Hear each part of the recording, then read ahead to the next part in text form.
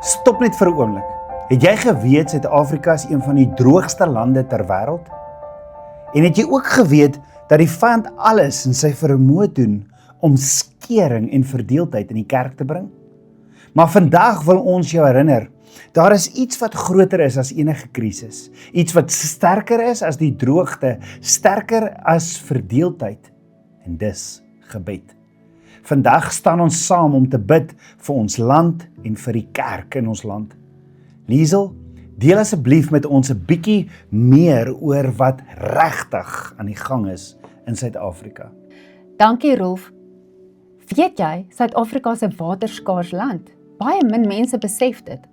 Ons ontvang jaarliks baie minder reën as die wêreld gemiddeld en word amptelik as 'n watergestremde land geklassifiseer. Met ons semi-ariede klimaat kry groot dele van ons land natuurlik min reën. Die gemiddelde jaarlikse reënval is net sowat 450 tot 500 mm teenoor die wêreldgemiddeld van ongeveer 860 mm. Daarom word Suid-Afrika gereeld beskryf as een van die 30 droogste lande op aarde. Klimaatsverandering maak dit nog erger. Droogtes duur langer, reënval is meer onvoorspelbaar en hittegolwe raak al hoe meer intens. Wat vroeër uitsonderlik was, het nou deel geword van ons daaglikse werklikheid. Vir miljoene mense beteken dit 'n daaglikse stryd om net basiese water te hê. In baie landelike gebiede is watertankers die enigste bron van water. Skole en klinieke word soms gedwing om toe te maak en besoedelde riviere hou ernstige gesondheidsrisiko's in. Hierdie krisis raak nie net gerief nie. Dit raak waardigheid, gesondheid en lewe aan. En dan is daar infrastruktuur wat val, lekkende pype, swak instandhouding en beurtkrag wat waterpompe ontwrig. Selfs waar daar water is, bereik dit nie altyd die mense wat dit die nodigste het nie. Liesel, dit klink ernstig, maar tog is dit nie 'n nuwe verhaal nie.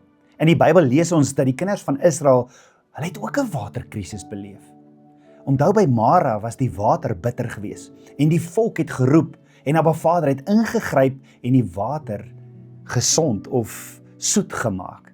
Later in die woestyn het hy selfs water uit 'n rots laat vloei. En die boodskap bly vandag nog presies dieselfde. Abba Vader is getrou om te voorsien selfs in dor plekke. En daarom kan ons met hoop sê, water is lewe. Wanneer water skaars raak, raak dit elke huis, dit raak elke boer, dit raak elke kind. So daarom kom ons draai ons harte na Vader toe en vra hom vir sy voorsiening. Ja Rolf, so nog iets waaroor ons saam moet bid, is die kerk. Jesus sê self in Matteus 16 vers 18, ek sal my gemeente bou. Maar ons weet ook die vyand probeer skering en verdeeldheid en verwarring bring.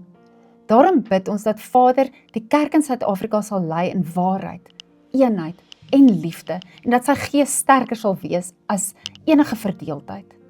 Dit is so belangrik. Liesel, Paulus sê in 1 Korintiërs 1 vers 10 dat daar geen skering onder ons moet wees nie. En dit wys vir ons, verdeeldheid kom nie van Vader af nie. Dis iets waarvoor die kerk ook moet waak. So kom ons bid nou saam vir ons land, vir die waterkrisis en vir die kerk in Suid-Afrika. Kom ons bid so saam. Ons almagtige Vader, ons kom na U toe en ons kom kniel voor U, want U is die skepper van hemel en aarde. Vader, ons land is in 'n nood en U is die God wat water in die woestyn gee en hoop bring. U is die God wat water wat suur is, water wat bitter is, soet maak.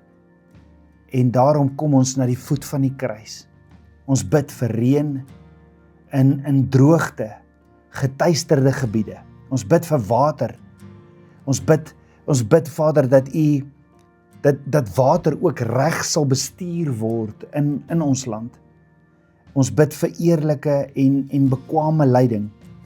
Vader, ons bid ook vandag vir die kerk wat ons Messias Jesus bou, soos Matteus 16 vers 18 sê. Beskerm die kerk, die liggaam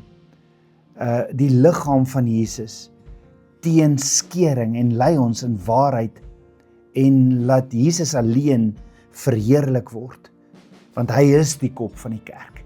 nie die kerkleier of die pastoor nie. Jesus is die leier van die kerk.